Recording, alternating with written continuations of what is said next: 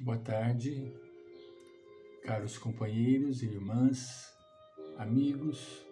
Estamos de volta para podermos dar prosseguimento ao nosso trabalho, que é o estudo do livro Vidas Vazias, de Joana de Anges, em parceria com o saudoso Divaldo Pereira Franco. Nós estamos entrando hoje no 11º capítulo. E esse 11º capítulo leva o título muito interessante: Período de transe. Período de transe. Vamos entender o que Joana quer nos dizer neste transe, né? O que ela se refere a transe? Ela inicia sempre com o pensamento: permanece fiel ao compromisso com Jesus. Permanece fiel ao compromisso com Jesus, que enfrentou situação equivalente, sempre perseguido, porém amoroso sem cessar. Olha que coisa maravilhosa. Sempre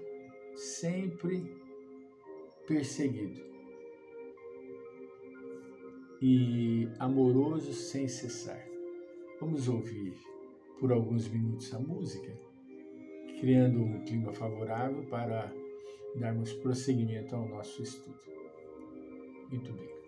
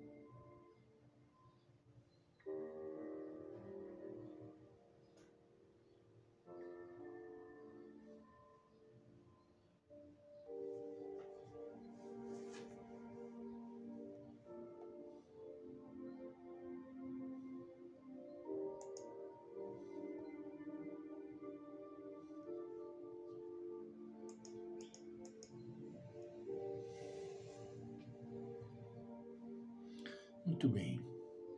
Período de transe.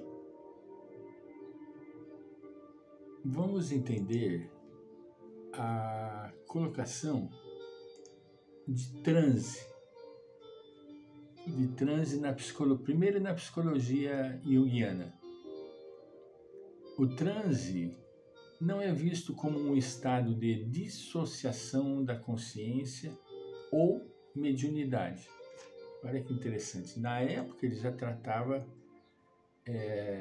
deste aspecto, no sentido espiritual, mas sim como um estado alterado de consciência, caracterizado por uma dissolução temporária da unidade ego-consciente, permitindo o acesso a conteúdo do inconsciente, especialmente através de práticas como a imaginação ativa e análise dos sonhos. Esses estados podem revelar o funcionamento da psique, incluindo o conteúdo arquetípico e a dinâmica do inconsciente pessoal e coletivo, auxiliando no processo de individuação. Diferenças de outros conceitos de transe: a psicologia junguiana e o espiritismo.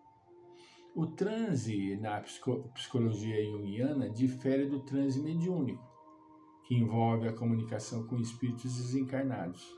Para Jung, o mundo dos espíritos pode ser interpretado como uma metáfora do inconsciente.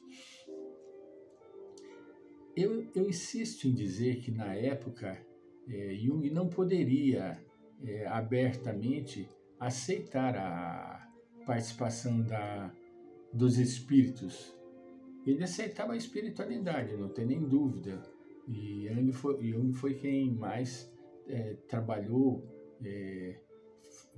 fantasticamente com a espiritualidade.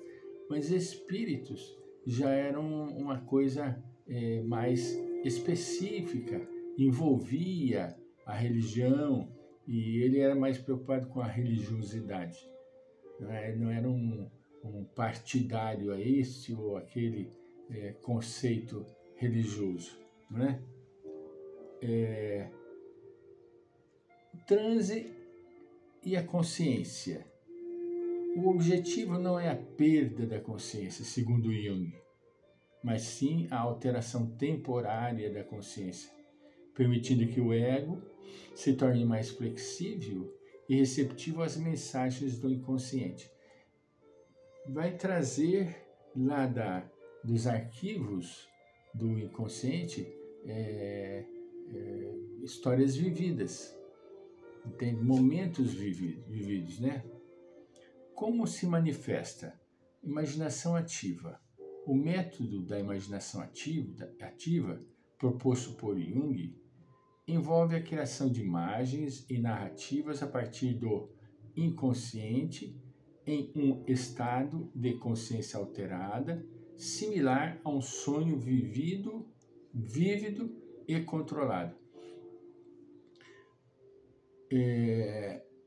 Nise da Silveira, uma grande psiquiatra que mudou os conceitos dos hospitais psiquiátricos, que outrora nós conhecemos como manicômios.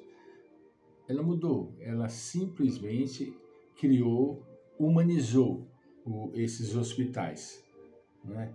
E um trabalho que ela desenvolveu fantasticamente foi a liberação, a oportunidade que o paciente tinha de pôr para fora o seu inconsciente. Mas como? Através de pinturas. Ela teve, no período da sua atividade plena, fantásticos casos e curas. A pessoa se libertou através dos recursos da pintura. Ele foi trazendo aquele manancial de conhecimento pelas gravuras, pelas pinturas, e com isso ele limpou a sujidade interior, né? E se libertou das perturbações. Entende? Outro caso de transe seria tratado por Jung, seria a análise dos sonhos. O transe pode ser alcançado durante a interpretação de sonhos e outras manifestações do inconsciente, como visões ou experiências luminosas, né? Experiências da vida onírica, né? O propósito de tudo isso é a individuação. O transe é um contexto junguiano. O transe em um contexto junguiano visa compensar a unilateralidade da consciência e promover o processo de individuação, que é o desenvolvimento da totalidade.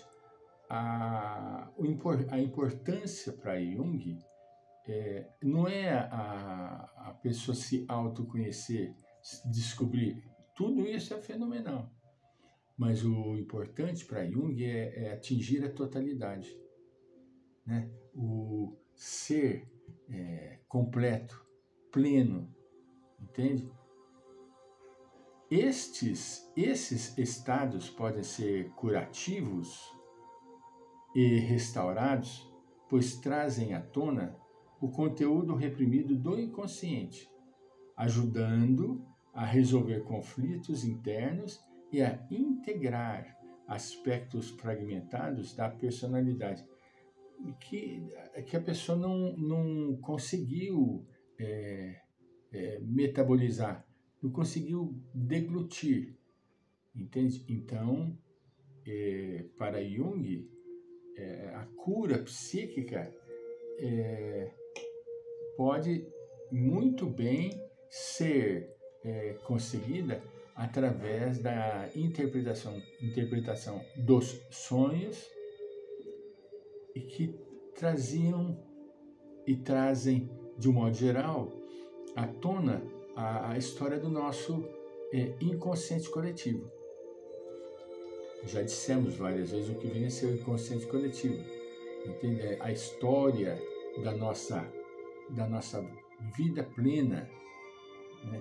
Nós estamos aqui vivendo mais uma experiência. Essa não é a primeira e nem será a última. É mais uma experiência. Nisso, e as demais outras experiências, como ficam? Elas estão retidas no nosso inconsciente coletivo. Essas que se encontram lá retidas, muitas delas são importantíssimas, pois trazem histórias de profundo peso, de peso específico para a nossa vida, que leva-nos a ter alterações, conflitos, e quando nós conseguimos trazê-las para o consciente, libertá-las, nós conseguimos trabalhar e tratar de uma forma curativa, restauradora. Entende? Esses estados podem ser curativos e restauradores, pois trazem à tona o conteúdo reprimido do inconsciente, ajudando a resolver conflitos internos e a integrar aspectos fragmentados da personalidade. Voltaremos.